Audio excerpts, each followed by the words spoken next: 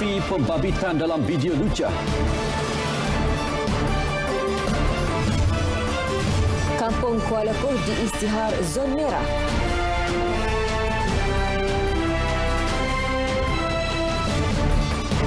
PDRM zahir sokongan kepada Latifah Koya.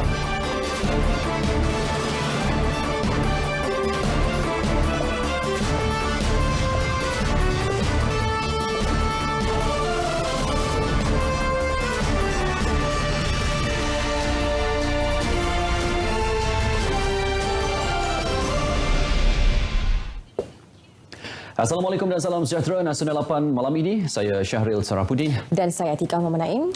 Menteri Hal Ehwal Ekonomi Datuk Seri Azmin Ali menafikan sekeras-kerasnya pembabitan beliau dalam satu video lucah yang kini tular di media sosial. Ya, menerusi kenyataan media hari ini, beliau menyifatkan tuduhan itu sebagai jahat dan kejam. Datuk Seri Azmin menegaskan fitnah tersebut merupakan komplot jahat untuk mencemar reputasi dan kepribadian beliau serta berniat untuk menjatuh dan memusnahkan kerjaya politiknya. Beliau yakin kerja jijik itu telah dimulakan beberapa bulan lalu berdasarkan perkembangan politik semasa. Menurut Datuk Seri Azmin, tuduhan rasuah yang dibuat terhadap beliau juga tidak benar.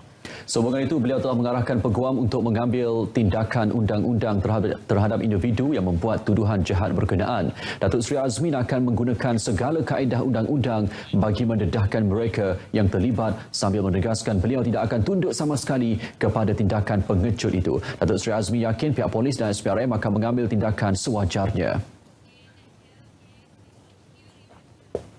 Sementara itu, Timbalan Ketua Polis Negara Datuk Mazlan Mansor berkata laporan polis mengenai kes video itu diterima semalam. Pihaknya akan menjalankan siasatan berhubung kesahihan dan kebenaran video berkenaan. Dalam perkembangan lain, kumpulan UEM berhad menafikan mempunyai akaun bank di Maybank Cawangan Utama Kuala Lumpur. Dalam satu kenyataan, kumpulan UEM juga menegaskan ia tidak mempunyai nombor akaun yang tertera dalam salinan transaksi tular yang dikaitkan dengan seorang Menteri Kanan. Mereka turut membuat laporan polis bagi membersihkan nama syarikat konglomerat. Semua laporan yang diterima Suruhanjaya Pencegahan Rasuah Malaysia SPRM akan disiasat secara profesional. Itu yang ditegaskan Ketua Pesuruhjaya SPRM Latifah Koya dalam satu kenyataan hari ini. Beliau menjawab pertanyaan media berhubung laporan kepada SPRM semalam yang dibuat pengerusi Sekretariat Suara Rakyat Datuk Lokman Nur Adam membabitkan seorang Menteri Kanan. Latifah menegaskan pihaknya tidak akan berpihak kepada sesiapa dalam menyiasat sebarang laporan. Siasatan kes itu akan dikendalikan oleh timbalan beliau dan pegawainya. Menurut Latifah, beliau tidak akan terbabit dalam apa-apa cara sama ada siasatan atau membuat keputusan. Kawasan perkampungan orang asli batik di Kuala Koh, Pos Lebir, Gua Musang, Kelantan diisytihar sebagai zon merah. Ia diumum Ketua Polis Kelantan Datuk Hasanuddin Hassan. Hanya pegawai agensi kerajaan khas yang berkaitan dalam operasi pencarian 12 kubur orang asli dibenar memasuki kawasan penempatan itu. Sekatan dan kawalan di penempatan itu bukan hanya untuk penduduk orang asli yang tinggal di kampung itu, tetapi menghalang kemasukan orang awam dan pegawai daripada pelbagai agensi termasuk media. Menurut Ketua Polis Daerah Gua Musang, Superintendent Muhammad Taufik Maidin, arahan tersebut dikeluarkan bermula pagi ini dan hanya petugas khas terdiri daripada pasukan Gerakan Am PGA dan unit forensik sahaja dibenarkan masuk ke lokasi berkenaan. Sebelum ini, media melaporkan polis sudah mendapat maklumat awal mengenai lokasi 8 mayat yang ditanam di radius 3 km dari khemah yang didirikan, manakala 4 lagi mayat dikebumikan di hulu Sungai Lebir. Operasi itu membolehkan 12 mayat tersebut dibedah siasat bagi mencari punca kematian mereka.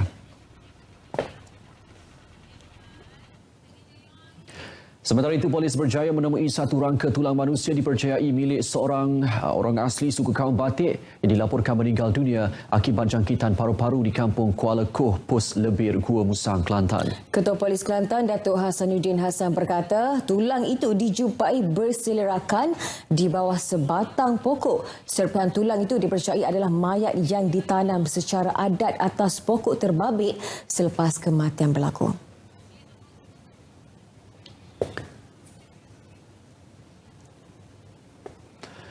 Ya, dan juga identiti dan jantina mangsa belum dikenal pasti. Operasi membabitkan lebih 30 anggota polis dari pasukan gerakan ARM dengan bantuan orang asli di situ ditamatkan pada 5.30 petang tadi dan akan disambung pagi esok.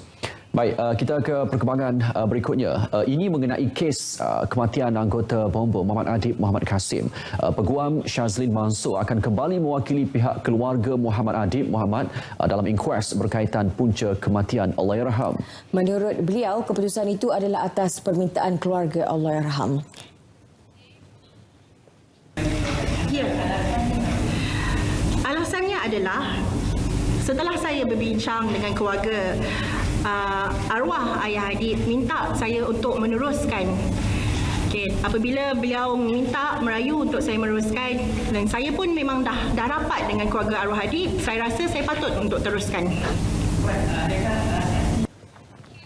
Beliau menyatakan perkara itu dalam sidang media bagi menjelaskan isu-isu berbangkit mengenai inkuas kematian Allahyarham Muhammad Adib Muhammad Kasim. Turut hadir pengerusi Persatuan Peguam Muslim Malaysia, Datuk Zainul Rijal Abu Bakar. Baik, ini pula khabar dari London. Bayi Ainul Mardiah yang mendapat liputan meluas mengenai kanser mulut yang dihadapinya berada dalam keadaan stabil dan berjaya melepasi risiko bahaya selepas pembedahan. Ya, selepas tumor seberat 200 gram yang membesar di dalam mulut Ainul dikeluarkan sepasukan pakar diketuai Profesor David Dunway di sebuah hospital di London. Menerusi Facebook bapa Ainul Mardiah Ahmad Safiuddin, 24 tahun, membuat naik visual terbaru anaknya yang telah sedar selepas ditidurkan sebagai proses pembedahan selama 5 jam semalam. Manakala ibu bayi tersebut Nurul Erwani Zaidi, 24 tahun juga, memanjatkan rasa kesyukuran dan berterima kasih kepada para doktor yang terlibat dan rakyat Malaysia yang menyumbang dana dan doa untuk kesihatan Ainul Mardiah. Ainul Mardiah yang berusia 9 bulan menghidap kanser mulut germ cell tumor. Sebelum ini pernah menjalani pembedahan seawal 10 hari usianya akibat penyakit tersebut.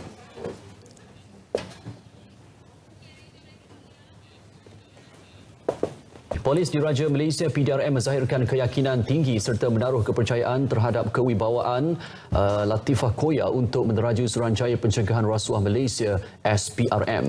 Perkara itu dinyatakan Ketua Polis Negara Datuk Seri Abdul Hamid Badur ketika menerima kunjungan hormat Ketua Pesuruhjaya SPRM itu di Bukit Aman. Dalam pertemuan itu, Datuk Seri Abdul Hamid turut mengucapkan tahniah kepada Latifah dan menyokong penuh usaha-usaha SPRM memerangi jenayah rasuah. Latifah berterima kasih kepada PDRM dan mengharapkan kerjasama penuh daripada SPRM dalam pelbagai aspek, terutamanya penegasan dan pengurusan kes.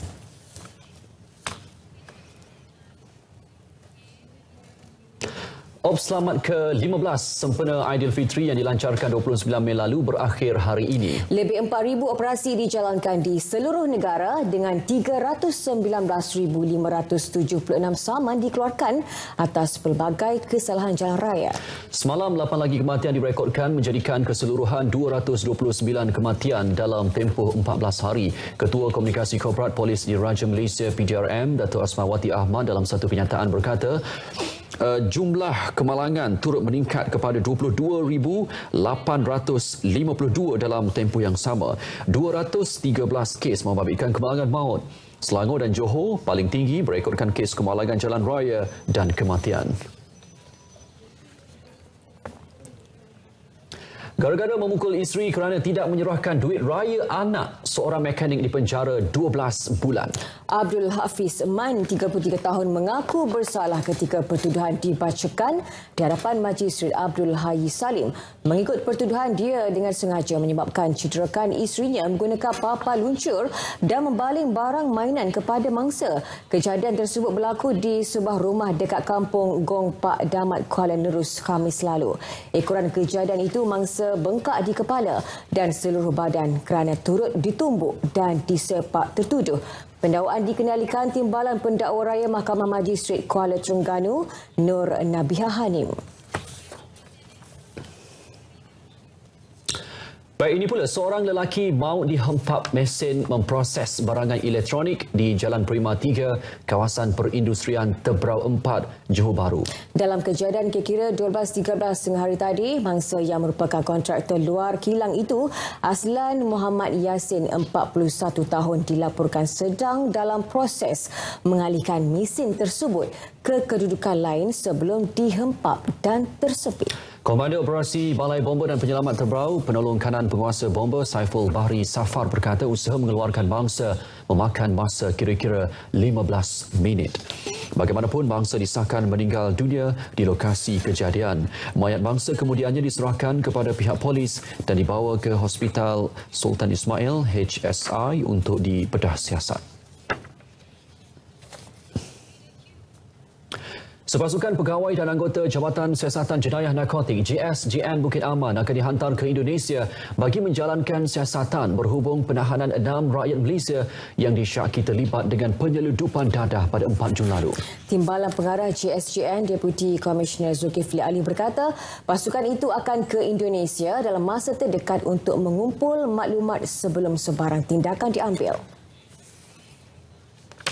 Setakat ni 6 orang sebab sedikit tu kita tak tahu. Indonesia tak berkongsi dengan kita awal. Selepas ditangkap baru dia kongsi dengan kita. Yang itu bukan siasatan bersama lah. Dia buat dulu, dia dah dapat dan dia maklum kita. So kita akan hantar orang kita dalam masa terdekat ni untuk temu bual orang kita kat sana lah. Media sebelum ini melaporkan 6 warga Malaysia ditahan kerana disyaki terbabit dalam penyeludupan dadah jenis syabu seberat 37 kg menggunakan sebuah kapal layar mewah di Dermaga Batavia, Sunda Kelapa, Jakarta Utara Selasa lalu. Dadah berkenaan dipercayai dibawa dari Myanmar. Sabit kesalahan boleh dikenakan hukuman mati.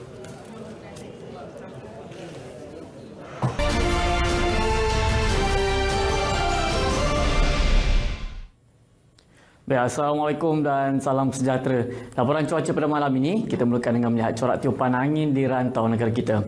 Pada hari ini, secara amnya, bagi semenanjung Malaysia, kita menerima pengaruh angin daripada arah selatan barat daya.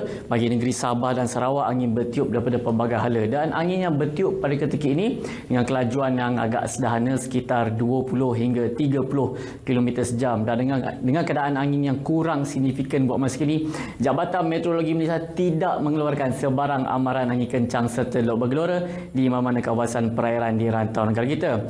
Jika dapat perhatikan pada ketika ini, di negeri Sabah dan juga di negeri Sarawak khususnya terdapat kawasan penumpuan angin di bahagian barat dan dengan adanya kawasan penumpuan angin ini ianya adalah kondusif bagi pembentukan awan aktif yang boleh membawa keadaan cuaca lembap seperti hujan berserta ribut petir. Untuk melihat keadaan ini dengan lebih jelas, kita beralih ke paparan imej satelit. Alhamdulillah, di semenanjung Malaysia buat masa kini dalam keadaan yang agak cerah, di utara semenanjung Malaysia dalam keadaan yang agak mendung. Seperti yang saya katakan tadi, buat masa kini di negeri Sarawak, hujan berserta ribut petir kini berlaku di bahagian barat yang melibatkan Sibu, Sarike, Kuching, Samarahan dan juga di Seri Aman, dan kita jangkakan ianya boleh berlanjutan sehingga ke lewat malam nanti. Bagi negeri Sabah pula, hujan di satu tempat kini berlaku di bahagian pantai barat dan juga di bahagian pedalaman, dan insya-Allah kita jangkakan ianya akan beransur reda tidak lama lagi. Dan menjelang ke pagi nanti, insya-Allah di semenanjung Malaysia akan mengalami cuaca yang cerah, manakala di negeri Sabah pula hujan di satu tempat jangkakan boleh berlaku di kawasan perairan yang melibatkan perairan Kota Kinabalu dan juga Labuan. Di negeri Sarawak pula hujan berserta petir jangkakan boleh berlaku pada pagi nanti di bahagian Limbang dan juga Miri, begitu juga di kawasan perairan Kuching, dan kita jangkakan ianya akan berlanjutan sehingga ke tengah hari esok. Baiklah tuan-tuan dan puan sekalian, bagi mendapat informasi terkini, anda boleh layari laman sound kami di www.met.gov.my dan pastinya muat turun aplikasi My Cuaca. Sekian sahaja daripada Map Malaysia. Saya Wan Hafiz. Assalamualaikum dan salam sejahtera.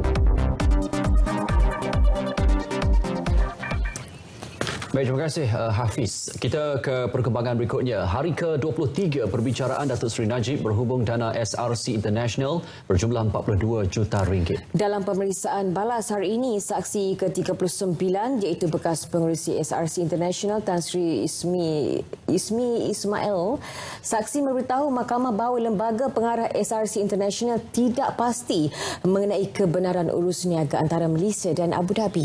Ketika disoal oleh Peguam Harvinder Jit Singh, Tan Sri Ismi bersetuju bahawa lembaga pengarah SRC International tidak pasti dengan tahap kebenaran mengenai cadangan usaha sama melibatkan Alba Investment PJS yang berpangkalan di Abu Dhabi.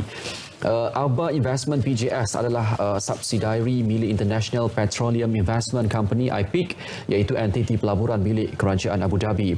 Harvinder Jit merujuk kepada minit mesyuarat pada 2011 yang mana pengarah SRC International Nik Faisal Arif Kamil memberitahu lembaga pengarah mengenai cadangan usaha sama selepas mesyuarat peringkat tinggi antara wakil Malaysia dan Abu Dhabi. Ia membawa kepada permohonan SRC untuk mendapatkan pinjaman 3.95 bilion ringgit daripada kumpulan wang persaraan diperbadankan. Saksi juga bersetuju dengan kenyataan Harvinder Jit bahawa Nik Faisal tidak menunjukkan sebarang dokumen lain kepada lembaga pengarah SRC International sebagai bukti kepada usaha sama tersebut. Tan Sri Ismi yang juga bekas pengarah bukan eksekutif 1MDB turut memaklumkan lembaga pengarah 1MDB tidak diberitahu tentang wujudnya pilihan bagi mendapatkan pinjaman KWAP untuk SRC International dengan jaminan korporat daripada 1MDB selain jaminan kerajaan.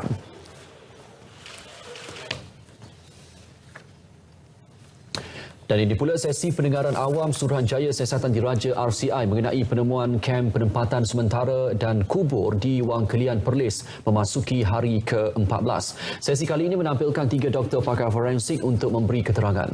Ya, sehingga 28 Mei lepas, ramai 38 individu telah memberi keterangan termasuk 3 saksi pada sesi terakhir yang diadakan secara tertutup sebelum prosiding berehat sempena sambutan Aidilfitri.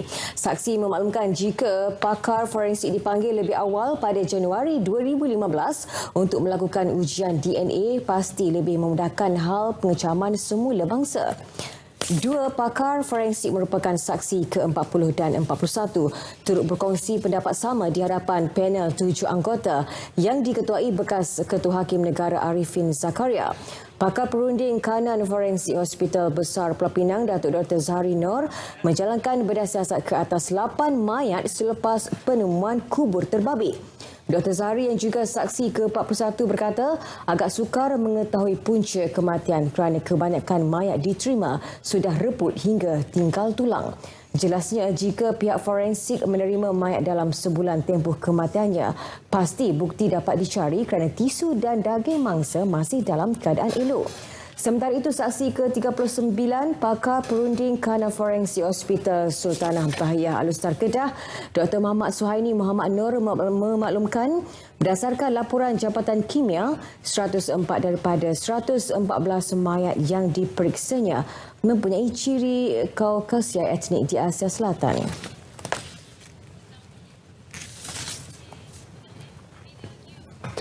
Kementerian Pelancongan Seni dan Budaya sedia menghulurkan bantuan kepada penyanyi popular era 60-an Dato' A. Rahman Hassan yang masih belum sedarkan diri dan dirawat di unit rawatan rapi ICU Hospital Ampang.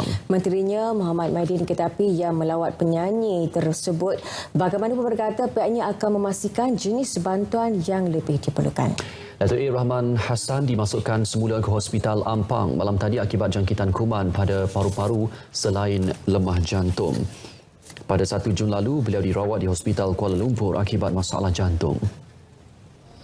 Kalau inisiatif daripada segi perubatan, saya rasa memang tak boleh saya cakap pasal saya bukan doktor.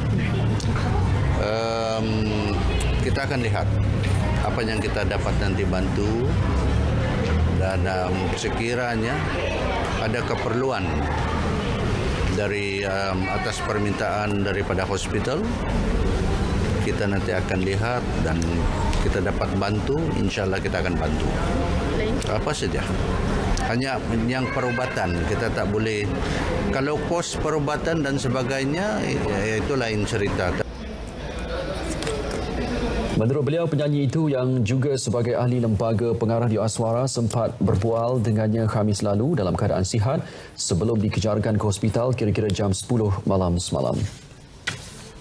Setelah beberapa tahun menghasilkan hot kaligrafi dari material kanvas untuk dekorasi rumah, pejabat maupun masjid, kini hot kaligrafi dari Seven Islamic Arts menampilkan kelainan dengan mengkomersialkan dua seni hot eksklusif iaitu 3D stainless steel dan Seluka. Ya, betul tu. Kedua-dua jenis hot moden itu turut mempunyai elemen dan nilai estetika serta kesenian yang tersendiri seperti mana seni hot kaligrafi tradisional yang lain. Rakan penyampai saya, Atikah Muhammad Naim menyiapkan laporan ini. Saksikan. Ahmad Abdul Hadi Syamsul, 24 tahun, merupakan pengukir perintis pertama di Malaysia yang mengetengahkan kedua-dua jenis khat ini. Hasil ukirannya bukan sahaja mendapat pengiktirafan di dalam negara tetapi turut mendapat pengiktirafan di peringkat antarabangsa di Turki melalui karya yang memakan masa lebih 2 bulan untuk dihasilkan dengan memperkenalkan penulisan khat jenis sulus jali. Jelasnya, khat 3D terutamanya stainless steel cukup istimewa kerana ciri-ciri desain yang diketengahkan amat mewah dan eksklusif buat pelanggan yang mementingkan kelainan untuk dekorasi sudut kediaman mereka. Kita ciptakan khas yang sangat eksklusif. Bentuk dan juga composition tu memang kita cipta sendiri dan tidak kita ciplak daripada mana-mana tempat, walaupun ada bentuk-bentuk yang kita nampak mungkin seakan-akan daripada pihak luar, tetapi tak. Daripada segi susunan kita untuk di Seven Islamic Art kita lebih menekankan kepada kaedah khat yang secara tepat. Manakala 3D Seluka pula tidak kurang hebatnya. Ia mempunyai campuran sentuhan moden dan tradisional dengan menggunakan beberapa material seperti kayu. Memang material dia murah berbanding steel, tetapi kita perlu kerah idea kita untuk buat satu kelainan yang mana kalau customer boleh letak di setiap sudut rumah. Sebagai contohnya di living hall, di tangga dan sebagainya. Jadi composition yang kita buat tu memang berlainan. Beliau yang merupakan pemegang Diploma Seni Musyaf Kolej Restu Shah Alam Selangor turut memanfaatkan ilmu yang dipelajarinya dengan mengaplikasikan 7 jenis khat di dalam penulisan 3D kaligrafinya. Menyikap seni penulisan khat yang telah pun menjadi lambang keagungan masyarakat Islam, ekoran kedatangan 5 ayat suci Al-Quran dari surah Al-Alaq yang diturunkan menerusi malaikat Jibril kepada Nabi Muhammad sallallahu alaihi wasallam. Dan sehingga hari ini penulisan khat terus dikomersialkan dengan beberapa jenis khat, antaranya Rikaah, Sulus, Diwani dan Nasakh.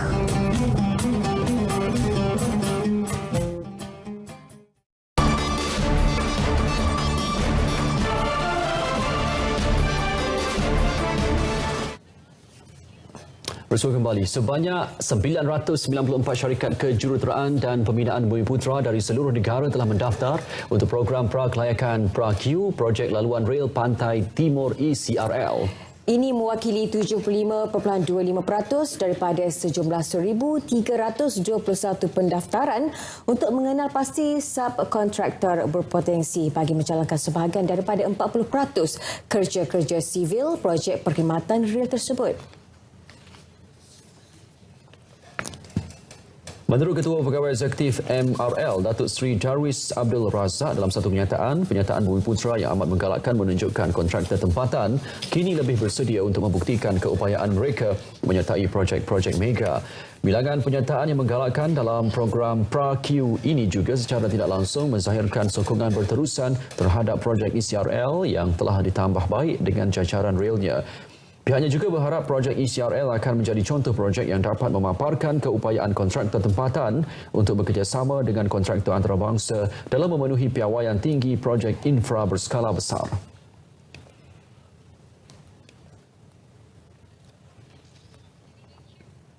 Pengeluar komponen bagi industri aeroangkasa sivil dari United Kingdom, Senior PLC, membuka kilang pengeluaran kedua di Pusat Aeroangkasa Antarabangsa Malaysia, Subang, Selangor dengan nilai pelaburan berjumlah RM50 juta. Ketua Eksekutifnya David Squires berkata pelaburan terbaru itu berdasarkan beberapa kelebihan yang ditawarkan Malaysia seperti persekitaran mesra perniagaan, tenaga kerja yang terlatih serta kos yang kompetitif. Dengan pembukaan kilang baru berkeluasan 180,000 kaki persegi ini, kapasiti pengeluaran akan meningkat sehingga 140% atau lebih 100,000 komponen dihasilkan sebulan. Ia merupakan satu penambahan berbanding kilang pengeluaran pertama di Shah Alam yang menghasilkan 60,000 komponen sebulan. Every time you build a factory, you make improvements. So the big improvements in this facility is that this will be able to cater for much larger parts than we've previously been able to manufacture here in Malaysia. So our existing facility, we can make parts that are up to about 2 meters long. In this facility, we've designed all the equipment and the special processes to cope with parts that are up to 4 meters long. So that means we can offer customers a much wider variety of capabilities and we'll be able to make larger parts for the aircraft. Ketika ini, syarikat tersebut membekalkan 11,000 jenis komponen kepada syarikat aeroangkasa antarabangsa seperti Boeing dan Airbus. Bila bercakap dalam sidang media pelancaran kilang Senior Aerospace Subang. Syarikat pengeluar dan pembekal alat pemotong untuk industri berat HPMT Holdings berhad optimis syarikat itu mampu meningkatkan dan memperluas jualan produknya dalam pasaran China. Pengarah urusannya Hu Seng Kiat berkata ia direalisasikan kerana permintaan terhadap alat itu dijangka terus meningkat kerana ia banyak digunakan dalam sektor aeroangkasa, automotif dan perubatan. Setakat ini syarikat itu telah memulakan operasinya di Shenzhen dan juga telah mengintai peluang kerjasama dengan beberapa syarikat di Shanghai. We just need to get more customers. That would be the main indicator. Either through again smart partnerships, maybe tapping into other people's customer base, or doing the hard work by acquiring the customers directly. That is costly and time consuming. So ideally, of course, is to partner with some locals in China. That's the fastest way. Beliau berkata demikian dalam sidang media selepas penyenaraian HPMT bagi pasaran utama Bursa Malaysia di ibu negara. Saham HPMT meningkat 2 sen kepada 58 sen pada permulaan dagangan di Bursa Malaysia berbanding harga tawaran awam permulaan 56 sen. 32% daripada rakyat Malaysia menamatkan urusan dengan pelbagai organisasi termasuk menutup akaun mereka berikutan berlakunya pencorobohan data. Menurut laporan Syarikat Keselamatan Teknologi Maklumat Unisys Security Index 2019, hampir separuh daripada rakyat Malaysia mendakwa mereka berdepan masalah pencerobohan data pada tahun lepas dengan kebanyakannya melibatkan penipuan kejuruteraan sosial. Ketua Pegawai Eksekutif Cyber Security Malaysia, Dato' Teknologis Dr. Amiruddin Abdul Wahab berkata antara tindakan yang mereka ambil termasuklah tindakan perundangan, memaparkan isu tersebut kepada orang awam di laman sosial dan mendedahkan kepada orang ramai menerusi media. Namun kira-kira 14% daripada rakyat Malaysia dilaporkan terus berurusan dengan organisasi secara fizikal bukan secara dalam talian. Selain itu, pada penganjuran acara yang besar, rakyat Malaysia lebih bimbang ke atas kes kecurian data kad kredit atau data peribadi daripada peranti mudah alih apabila menggunakan Wi-Fi di tempat awam berbanding serangan jenayah. 3 kebimbangan utama rakyat Malaysia yang terus dikaitkan dengan keselamatan data ialah kebimbangan terhadap penipuan kad bank, akses tanpa kebenaran terhadap maklumat peribadi dan penggodaman internet atau virus. Baik, segmen sukan malam ini kita akan bersama dengan Ifah Hazim. Sudah bersama di sana. Ifah, apa yang menarik malam ini? Pastinya harapan Datuk Misbun Siddiq kepada semua pihak agar hormati keputusan Datuk Lee Chong Wei esok. Baik, Ifah, teruskan laporan sukan. Terima kasih.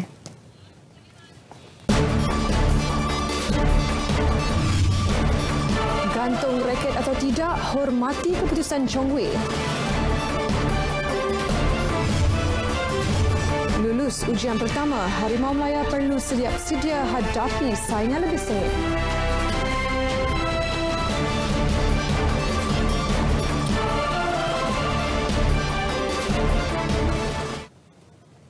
Assalamualaikum dan salam sejahtera.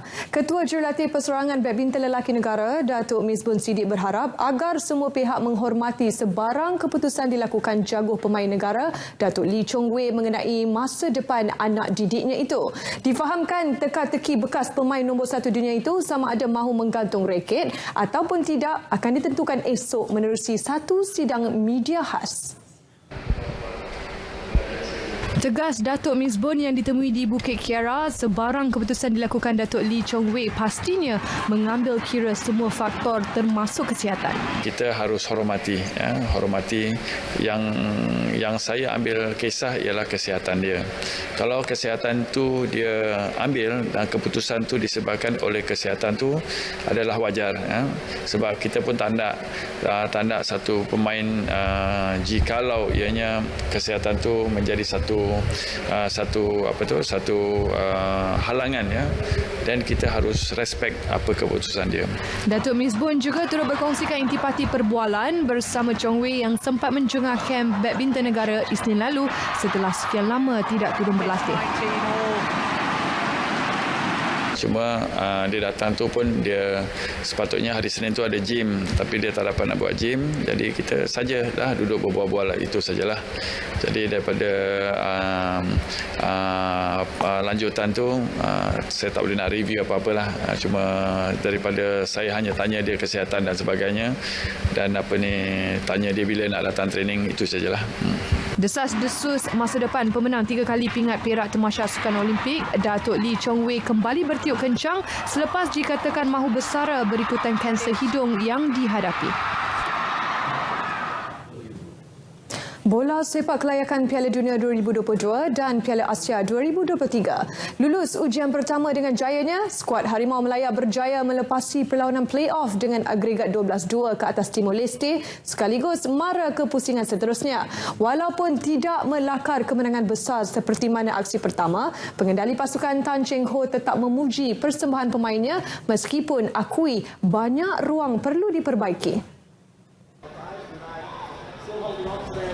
Dalam aksi timbal balik di Stadium Nasional Bukit Jalil semalam, beberapa pemain utama direhatkan. Pun begitu, skuad negara masih mampu melakar kemenangan 5-1 dengan Syahril Fikri Mat Fauzi melakar hat-trick pertamanya bersama skuad kebangsaan. Pemain kelahiran negeri Perak itu mengakui keyakinan diri semakin bertambah dan bersemangat untuk meningkatkan prestasi serta terus kekal dalam skuad kebangsaan. Saya sendiri, saya tak boleh nak berbangga sangat sebab kita cuma berhadapan dengan tim yang orang kata tak begitu besar, dan bagi saya performance saya kena lebih lagi untuk tak selesa dengan apa yang ada sekarang. Terdahulu dalam sidang media selepas perlawanan, Ketua Jurulatih Tan Cheng Ho berkata sudah tiba masanya untuk memikirkan perancangan seterusnya. Dengan hanya berbaki 3 bulan sebelum aksi pusingan berikutnya, Cheng Ho merasakan banyak lagi ruang yang perlu diperbaiki para pemain dan mengingatkan mereka supaya tidak cepat puas hati dengan keputusan perlawanan menentang Timor Leste. Pengendali dari kedai itu turut menyifatkan aksi kedua itu sekadar memuaskan. Quite satisfied with the performance overall of the players, the attitude they are going to the match is really they play with their full concentration. Of course, at times in between that I need players to be full focus for the 90 minutes. We can't be thinking sometimes the opponent are too weak for us that we can just go and walk with trash them. Definitely. We have September ready for us for the group stage.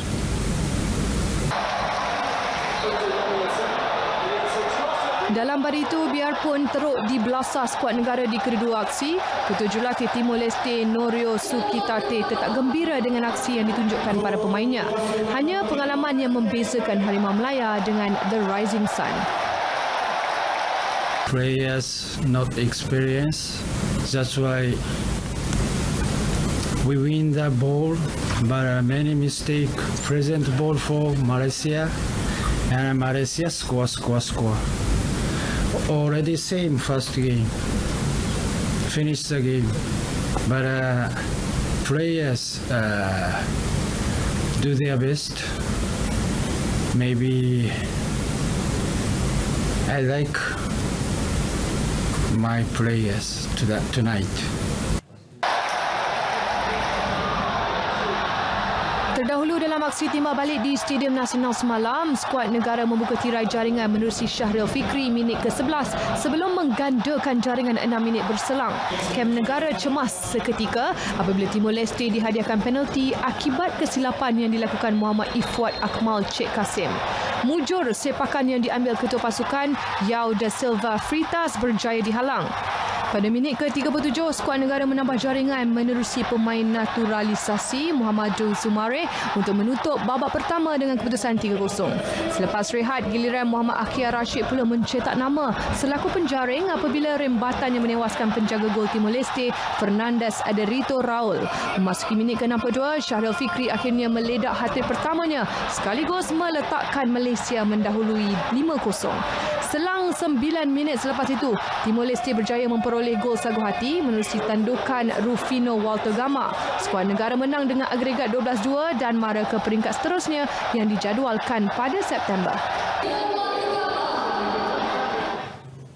Menjelang Sukan Si Filipina November ini, Persekutuan Karate Do Malaysia MAKAF mahu melupakan kemelut yang melanda persatuan itu dengan memperkenalkan inisiatif baru iaitu program bapa angkat di kalangan exco dan atlet. Ia bagi menjalin hubungan yang lebih erat di antara atlet dan badan pengurusan persatuan tersebut sekaligus mengetahui masalah dan keperluan para atlet. Perkara tersebut diumumkan oleh Setiausaha Agung Badan Induk itu, Datuk Nur Azmi Ahmad dalam satu majlis perjumpaan dengan atlet di Majlis Sukan Negara MSN Bukit Jalil. Idea program tersebut adalah untuk memberi tanggungjawab kepada 13 exco MAKAF berdamping lebih rapat dengan atlet agar mereka dapat mengetahui kelebihan, kekurangan dan permasalahan atlet secara terus sebelum dibincangkan di peringkat tertinggi pengurusan persatuan untuk diambil tindakan sewajarnya. Dan adanya bapa angkat ni dia boleh fokus pada atlet dan atlet boleh mengadu kalau ada apa-apa hal terhadap mereka dan juga performance mereka yang kita rasa sudah tiba masanya exco memainkan peranan penting kepada semua atlet. Berbaki 6 bulan sebelum Sukan Si bermula, fokus seharusnya diberikan kepada atlet dalam menjalani latihan. Sehubungan itu, katanya ada segelintir atlet malu untuk menyatakan keperluan dan permasalahan mereka kepada persatuan. Justeru, lontaran idea tersebut diharap dapat membantu atlet menyatakan keperluan mereka seperti anak dan bapa. Beliau turut menyambut baik cadangan Majlis Olimpik Malaysia MOM yang bakal menubuhkan jawatankuasa pengurusan krisis dalam tempoh terdekat bagi membantu menangani sebarang masalah yang dihadapi kepimpinan persatuan tersebut. Sementara itu, Timbalan Presiden MAKAF Vincent Chen menyifatkan idea inisiatif berkenaan sangat baik buat barisan exco dan atlet. So idea ni I tengok sesuai kerana kita tengah cari pakat baru. Kalau you cakap you nak cari pakat baru, you ada small team, ini tak bagus. So bila team tak berkembang, so satu orang jaga pun susah. So dia minta ex captain, semua involved. I think ini bagus. So kita boleh contribute lah. Beliau berharap dengan terlaksananya idea berkenaan, atlet akan dapat terus fokus dalam latihan dan dapat menyatakan permasalahan mereka secara terus dengan bapa angkat walaupun di masa santai.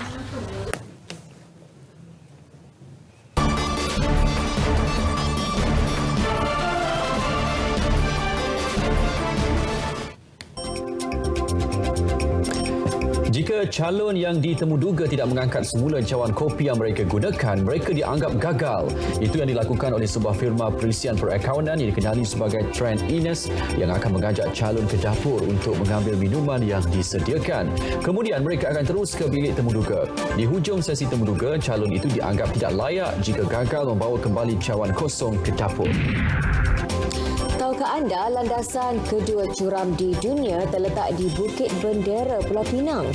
Sistem kereta api berusia 85 tahun sepanjang 1.99 km ini mengambil masa kira-kira setengah jam untuk sampai ke puncak.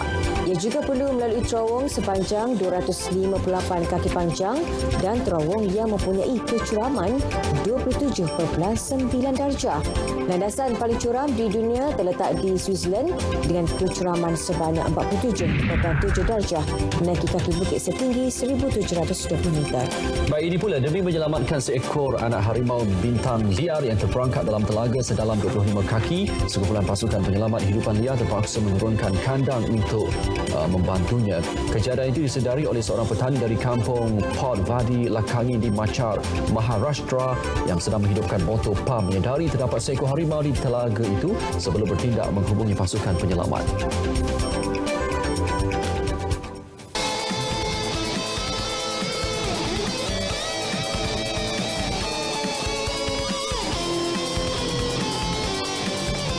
Baik, malam ini kami akan bawakan perkembangan terkini mengenai Dato' A. Rahman Hassan. Beliau masih dirawat unit rawatan rapi Hospital Ampang. Ya, dan nak tahu kisah selanjutnya terus bersama B Diva. Saksikan. Malam ini kami bawakan perkembangan terkini Dato' A. Rahman Hassan. Pelantun lagu Tak Mengapa itu kini ditempatkan di unit rawatan rapi ICU Hospital Ampang selepas dikejarkan ke hospital ini pada Isnin lalu selepas tidak sedarkan diri. Beliau mengalami komplikasi paru-paru berair serta denyutan jantung yang lemah. Bidiva yang sempat menziarahi beliau turut mendapatkan maklumat terbaru mengenai kesihatan beliau. Malah suami kepada pelakon Fadilah Mansur itu juga terus dikunjungi rakan artis termasuk penyanyi nombor 1 negara Datuk Seri Siti Nurhaliza. Menurut ahli keluarga dan pakar perubatan yang ditemui, Dato' A. Rahman Hassan amat memerlukan doa daripada semua peminat memandangkan tiada perkembangan positif yang ditunjukkan. Semua peminat-peminat dia atau bukan peminat ke apa ke seluruh rakyat Malaysia semua yang mana mengetahui Datuk dalam keadaan macam ni. Saya pohon doa kalian. Doakan Datuk semoga sihat kembali.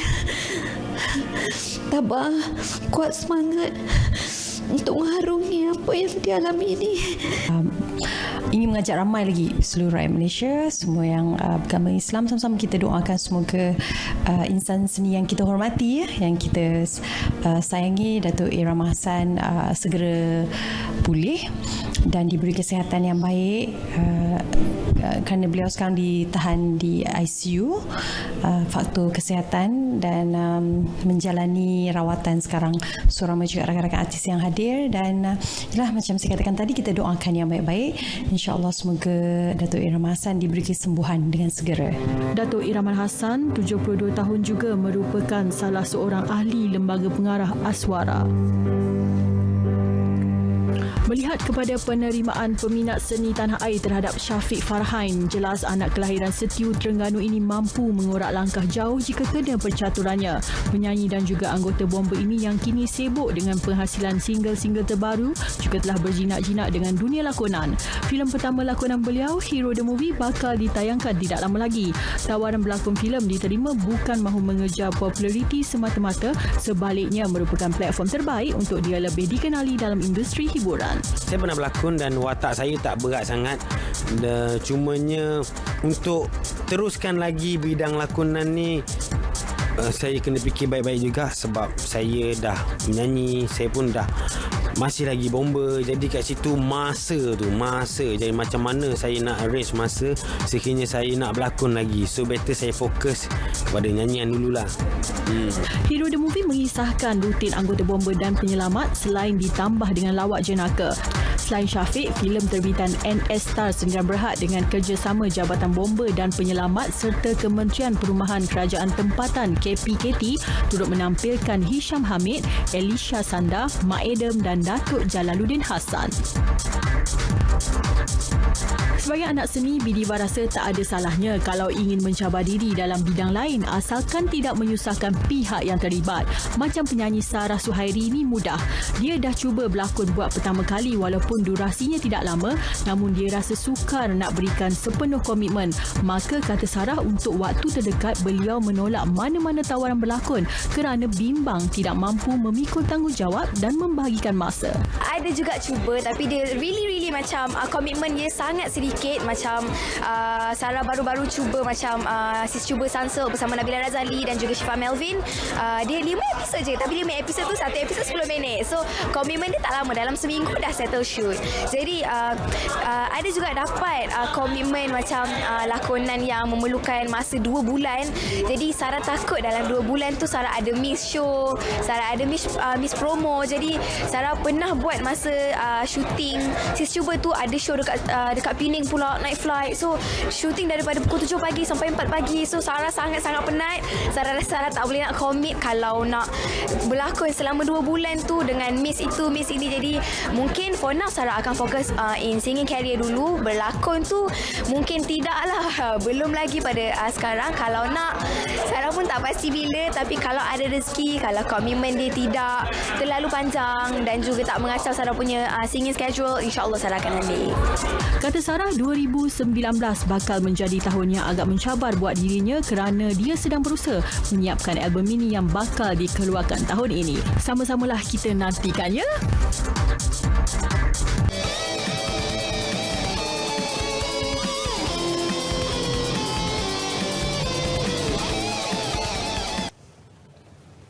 Yang di Pertuan Agong, Al-Sultan Abdullah Riayatuddin Al-Mustafa Billah Shah kini berada di Abu Dhabi, Emirat Arab Bersatu UAE sempena lawatan khas selama 3 hari bermula hari ini hingga Jumaat. Baginda tiba di lapangan terbang antarabangsa Abu Dhabi pada pukul 1.31 tengah hari atau 5.23 petang waktu Malaysia. Laporan lanjut bersama Sahzan Fazli Zainuddin.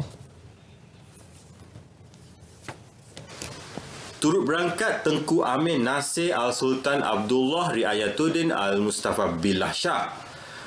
Keberangkatan tiba Sultan Abdullah di lapangan terbang antarabangsa Abu Dhabi UAE disambut Timbalan Menteri Luar Datuk Marzuki Yahya dan Duta Besar Malaysia ke UAE Datuk Said Mak Hasrin Tengku Hussein. Semasa lawatan khas ke UAE, Sultan Abdullah berkenan mengadakan pertemuan dengan komuniti Malaysia di Abu Dhabi dalam satu majlis minum petang. Pada hari kedua lawatan, baginda akan diraikan dalam satu majlis sambutan rasmi dan mengadakan pertemuan dengan putera mahkota Abu Dhabi, Sheikh Muhammad Zaid Al Nahyan. Pada hari terakhir lawatan, Sultan Abdullah dijangka berangkat menunaikan solat Jumaat di Masjid Agung Sheikh Zayed. Baginda juga dijadual mengadakan pertemuan dengan Timbalan Perdana Menteri UAE, Sheikh Mansur Zaid Al Nahyan. Yang di-Pertuan Agong juga berkenan untuk melawat Muzium Louvre Abu Dhabi dan Wahad Al-Karamah sebelum berangkat pulang ke tanah air pada pukul 7 malam. Lawatan yang di-Pertuan Agong Al-Sultan Abdullah Riayatuddin Mustafa Billah Shah kali ini ke Abu Dhabi merupakan yang kedua selepas negara Brunei sejak baginda ditabalkan menjadi yang di-Pertuan Agong pada 31 Januari lalu. Dan diharapkan lawatan khas ini dapat mengukuhkan lagi hubungan kedua-dua negara yang telah terjalin sejak sekian lama. Sahzan Fazli Zainuddin bersama juru kamera Rothman Abdul Ghaffar, Abu Dhabi, RTM. Kestabilan harga barangan pada Hari Raya Aidilfitri membuktikan keberkesanan skim harga maksimum musim perayaan yang dilaksanakan Kementerian Perdagangan Dalam Negeri dan hal ehwal pengguna KPDN HEP. Pemantauan berterusan KPDN HEP berjaya meningkatkan kesedaran peniaga untuk mematuhi garis panduan harga yang ditetapkan. Sofia Nasrun ada butirannya. Menurut Pensyarah Kanan Keuangan, Fakulti Pengurusan dan Perniagaan Universiti Teknologi MARA UiTM Pasir Gudang, Suhana Muhammad, KPDN HEP berjaya mengawal kenaikan harga barang melalui strategi pantauan dan informasi senarai harga barang kawalan. Strategi yang dilaksana setiap kali musim perayaan itu membolehkan pengguna peka mempertahan hak mereka sebagai pembeli dengan mengambil serius senarai harga barang kawalan. Sebab rakyat dah semakin celik informasi, dah celik kewangan, maknanya mereka dah bersedia dan dah tahu apa hak mereka sebagai pengguna. Dan satu perkara yang positif dah berlaku dalam kalangan masyarakat. Tinjauan RTM di Pasar Lakin Johor Bahru mendapati hampir keseluruhan peniaga mematuhi skim harga maksimum musim perayaan dengan mempamerkan tanda harga barang terkawal. Ini harga kerajaan yang muktamad, saya katakan harganya sama seluruh negara. Maknanya tak ada dakwa-dakwi lah. Ada orang jual mahal, jual murah. Jualan masa musim perayaan okeylah, bagus pasal masing-masing pengunjung memerlukan barang-barang keperluan harian. Sementara itu, rata-rata pengguna memberikan reaksi positif dan berpuas hati dengan harga barangan yang terkawal sepanjang Aidilfitri ini.